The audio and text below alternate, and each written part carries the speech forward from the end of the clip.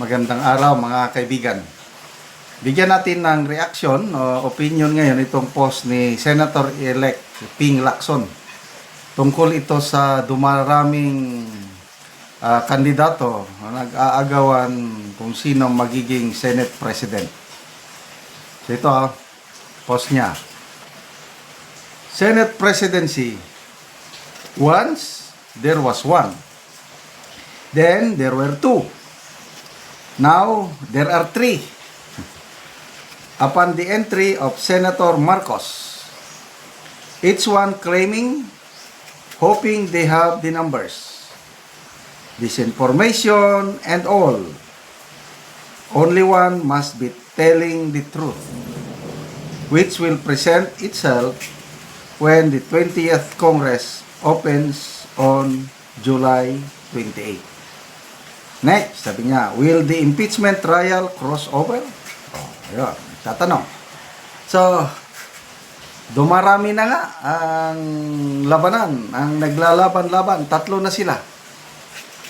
Kasi may official statement si Senator Amy kahapon na sabi niya may mga lumalapit sa kanya na hinihimok siya na kakandidato bilang Senate President. So, si Senator Escudero, klaro na gusto niyang manatili. Nagpahayag na rin si Senator Tito Soto na gusto rin niya basta botohan siya ng kanyang yung majority. So, it's up to the majority. So, ito na ngayon. Madugong labanan. Hindi naman madugong bloodbath. Yung ano lang talaga, gapangan. Okay, so ito, na-attract ako dito sa sinasabi ni post ni Senator Lacson na each one claiming, hoping they have the numbers, disinformation and all. So kasama na yan siguro sa para mahikayat nila ang kapwa nila na senador na boboto sa kanila. So, ating himay-himayin sino sa kanilang tatlo ang nababagay na maging Senate President. Dapat ang Senate President o yung Senado as an institution is independent. Yung hindi siya nadidiktahan, yung merong yung independence. Kasi kung madidiktahan ng powers that be, what's the use of having a Senate? Kasi last bastion of democracy ang Senado. Tignan nyo yung nangyari nung kudita nila kay Senator Miguel Zubiri.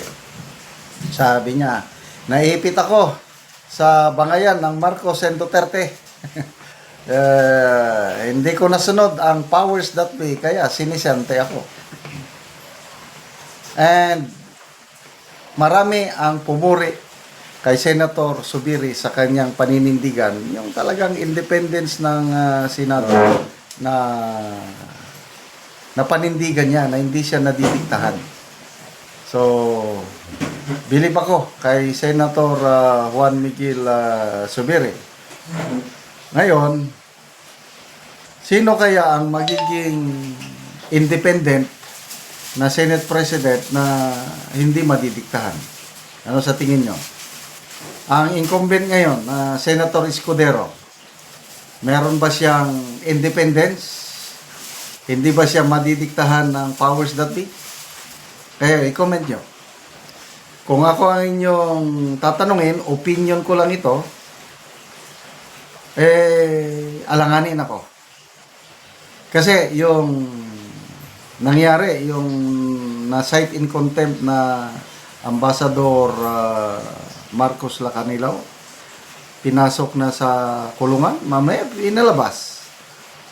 Then, wala lang, pinalabas. Then, later on, kinulong 2 araw lang.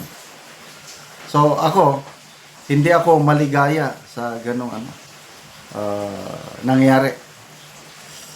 Sa kay Senator Soto naman, may independence kaya? Nung dati, ayos ako. Wala akong masabi kay Senator Soto. Believe ako. Kaya lang, ang problema ngayon, dahil nakipag-alyansa siya sa Malacanang. Nanalo siya under ng administrasyon. Eh kung siya ang mananalo na Senate President, ano sa tingin nyo? Independent siya o alanganin? Again, to me, my opinion is alanganin siya na maging independent. Kasi nga, yun na, may tie-up siya sa administrasyon, nanalo siya, member ng alyansa. So, dito naman kay Senator Amy, qualifications wise, okay siya. Kung independence, yung hindi siya madidiktahan, yes. Kasi kayang-kaya niyang banggahin kahit sino. Pati nga kapatid niya, binabangga niya na eh. Kaya, to me, pwede kung independence lang ang basihan, pwede siya. Kaya lang, may problema. Marcos pa rin siya eh. Marcos ang Pangulo, nasa palasyo. Romualdez ang nasa Kamara, pinsan nila. Tapos siya, Marcos, nasa Senado. Eh di parang isang pamilya na lang ang nagdadala sa Pilipinas. Judiciary na lang din nila hawak. Kaya yun ang yun ang disadvantage ni Senator Amy Marcos. So sino ang pinaka-the best? Kung pala rin, kung may numbers. To me, pinaka-the best sana si Senator Marcoleta dahil baguhan siya, kaya lang, eksperyensado na sa batas. Batikang abogado, matagal experience niya sa Kamara.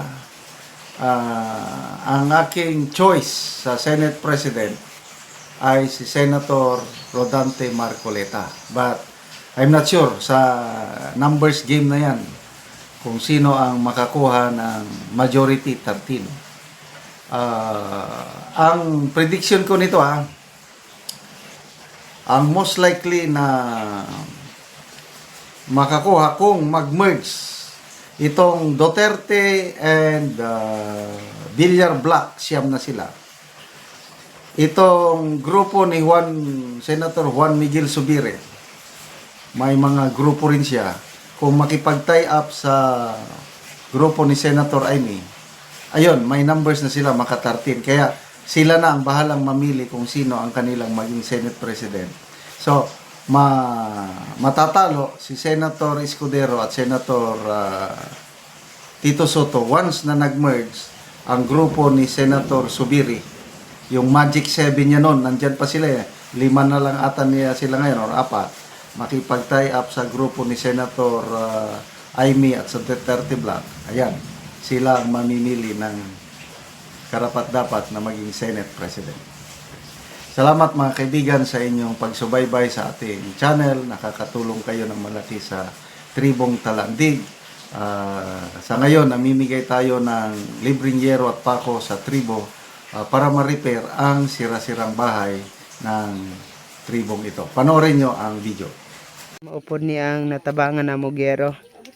So ako silang ayo maayong udto. Muna ni ang nahatag namo nga yero. So ila na gid na atop. So maayo na gid ang ilang atop karon. So unsa man imong maistorya nga karon maayo na inyong atop o kuan na gyud, nindot na gyud. Salamat mi sa Ginoo kay natagaan mig sim. Wala nang gatulo diri sa balay og sa nag-sponsor. Salamat sad kaayo.